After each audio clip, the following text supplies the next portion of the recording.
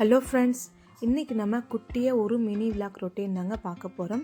இன்றைக்கி என்னோடய வேலையும் அதே போல் மதிய சாப்பாடும் நைட் சாப்பாடும் என்ன செய்யணும்னு சொல்லி பார்க்கலாம். வாங்க சில டிப்ஸும் சொல்கிறேங்க. நீங்கள் இப்போ தான் ஃபஸ்ட் டைம் சேனலை பார்க்கறதுனா சப்ஸ்கிரைப் பண்ணி லைக் பண்ணிக்கோங்க. வாங்க ஃப்ரெண்ட்ஸ், வீடியோக்குள்ளே போயிடலாம். அதே போல் பூரி எப்படி கோதுமை மாவில் ரொம்ப புசு புசுன்னு ரொம்ப சாஃப்டாக பூரி செய்யலான்றதையும் பார்க்கலாங்க. நான் ரவையெல்லாம் எதுவுமே ஆட் பண்ண மாட்டேங்க.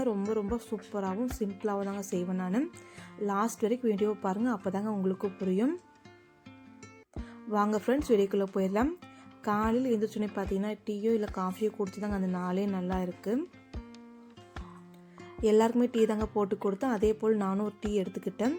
டீயில் பார்த்தீங்கன்னா கொஞ்சமாக மிக்சர் போட்டு தாங்க சாப்பிடுவோம். ரொம்ப சூப்பராக இருக்குங்க. இந்த மாதிரி நீங்களும் சாப்பிட்டு பாருங்கள், ரொம்ப டேஸ்ட்டாக இருக்குங்க. ஒரு பாத்திரம் எடுத்துக்கோங்க.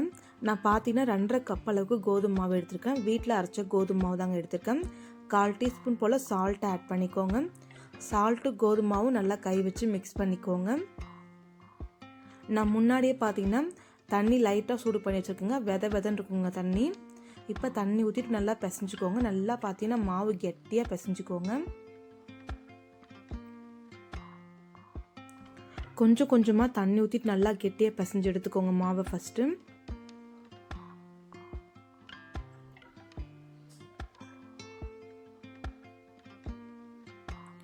இது கூடவே நம்ம 2 டீஸ்பூன் போல் எண்ணெய் ஊற்றிக்கோங்க. எண்ணெய் ஊற்றிட்டு நல்லா பிசைஞ்சு விடுங்க. நல்லா கெட்டியாக பிசைஞ்சுக்கோங்க மாவை. இப்போ பாருங்கள், மாவு நல்லா பிசைஞ்சிட்டோம். இப்போ பார்த்தீங்கன்னா மேலால் நான் பேப்பர் போட்டு தாங்க மூடி வைக்க போகிறேன். இதே போல் நீங்களும் கவர் யூஸ் பண்ணிக்கோங்க.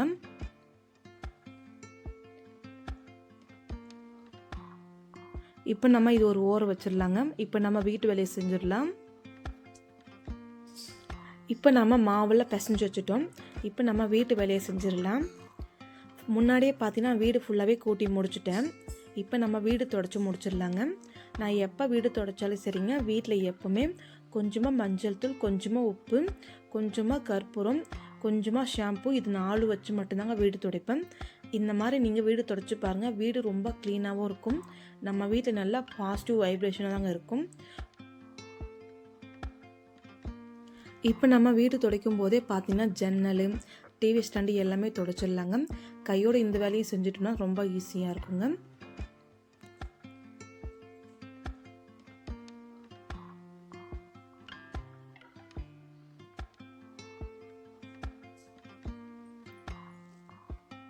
இப்போ லாஸ்ட்டாக பார்த்தீங்கன்னா வீடும் தொடச்சி முடிச்சாச்சு. பாருங்கள், வீடு எவ்வளோ க்ளீனாக இருக்குன்னு சொல்லிட்டு ரொம்ப பளிச்சுன்னு இருக்குங்க. இப்போ நம்ம சாமி கும்பிட்டு முடிச்சிடலாங்க.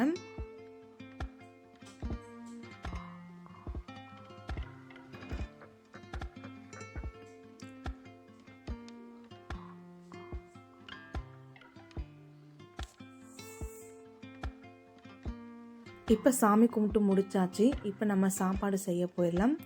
ஒரு கடாய் எடுத்து வச்சுக்கோங்க. கொஞ்சமாக எண்ணெய் ஊற்றி நல்லா சூடு பண்ணிக்கோங்க.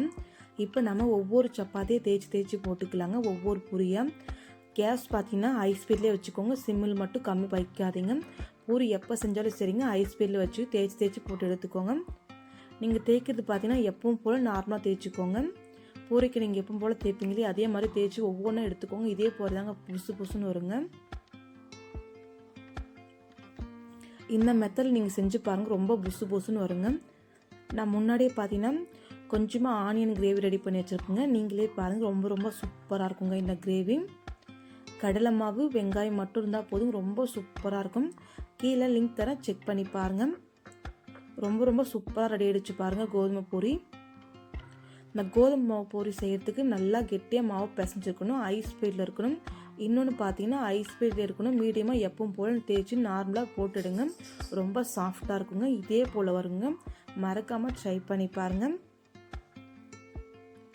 அடுத்ததாக பார்த்தீங்கன்னா நைட்டுக்கு பார்த்தீங்கன்னா சட்னி அரைக்கலான்னு சொல்லிட்டு நான் இப்போவே தக்காளி சட்னி தாங்க அரைச்சேன். இந்த சட்னி பார்த்தீங்கன்னா கார சட்னிங்க, ரொம்ப சூப்பராக இருக்குங்க. ஒரு கடாய் எடுத்து வச்சுக்கோங்க. 3 டீஸ்பூன் போல் எண்ணெய் ஊற்றிக்கோங்க. கூடவே பார்த்தீங்கன்னா ஒரு பெரிய வெங்காயம், 4 பூண்டு பல், இது ரெண்டும் நல்லா வதக்கி வச்சுருங்க.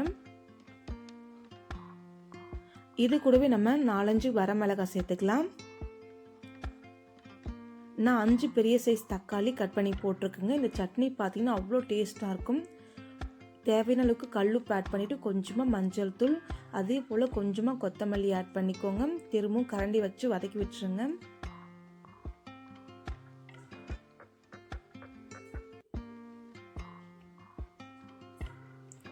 தக்காளி வெங்காயம் நல்லா வதங்கணுங்க, அந்த அளவுக்கு வதக்கி விடுங்க.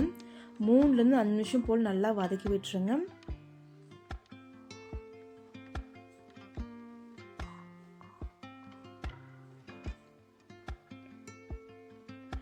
இது கூடவே நான் 1 கப் அளவுக்கு பொட்டுக்கடலை எடுத்துருக்குங்க. பொட்டுக்கடலை பார்த்தீங்கன்னா கரெக்டாக 50 கிராம் தாங்க இருக்கும். பொட்டுக்கடலை கம்மியாகவே சேர்த்துக்கோங்க. தக்காளி 5 எடுத்திருக்கேன், பொட்டுக்கடலை வெறும் 50 கிராம் தாங்க எடுத்திருக்கேன். இப்போ இதுவும் நல்லா வதக்கி விட்டு கேஸ் ஸ்டவ் ஆஃப் பண்ணிடலாங்க.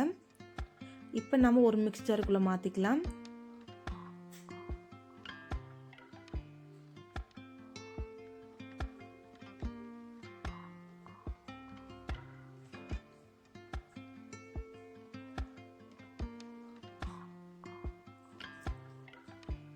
இப்போ பாருங்கள், நைஸாக அரைச்சி எடுத்துட்டேன். ஒரு கடாய் எடுத்துக்கோங்க, தாளிச்சிடலாம். இப்போ நம்ம ஒரு 4 டீஸ்பூன் போல் எண்ணெய் ஊற்றிக்கோங்க. கொஞ்சமாக கடுகு போட்டுக்கோங்க.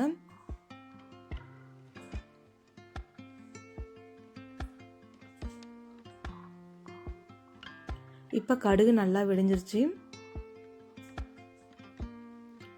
பச்சை கருவேப்பிலை 2 கொத்து போட்டுக்கோங்க. இப்போ நம்ம சட்னிக்குள்ளே தாளிச்சிடலாங்க. நீங்கள் தண்ணி எந்தளவுக்கு வேணுமோ அந்தளவுக்கு தண்ணி ஊற்றிக்கோங்க. இந்த சட்னி பார்த்திங்கன்னா அவ்வளோ டேஸ்ட்டாக இருக்கும். மற்ற எல்லா சட்னியை விட இந்த சட்னி அவ்வளோ டேஸ்ட்டாக இருக்குங்க. இந்த சட்னி செஞ்சு சாப்பிட்றவங்களுக்கு தான் தெரியும் எவ்வளோ டேஸ்ட்டாக இருக்குன்னு சொல்லிட்டு மறக்காமல் ட்ரை பண்ணி பாருங்கள். பூரியும் அதே போல் அந்த சட்னியும் ட்ரை பண்ணி பாருங்கள். ரொம்ப ரொம்ப சூப்பராக இருக்குங்க. இந்த வீடியோ உங்களுக்கு பிடிச்சிருந்தா சப்ஸ்கிரைப் பண்ணுங்கள், லைக் பண்ணுங்கள், கமெண்ட் பண்ணுங்கள். மறக்காமல் நீங்களும் ட்ரை பண்ணி பாருங்கள். பூரியும் செஞ்சு பாருங்கள், இந்த மாதிரி சட்னியும் செஞ்சு பாருங்கள். இந்த சட்னி செஞ்சு கொடுத்தீங்கன்னா இட்லி போட்டு கொடுங்க. 4 இட்லி போட்டு கொடுத்தா இட்லியாக சாப்பிடுவோங்க. அவ்வளோ டேஸ்ட்டாக இருக்குங்க.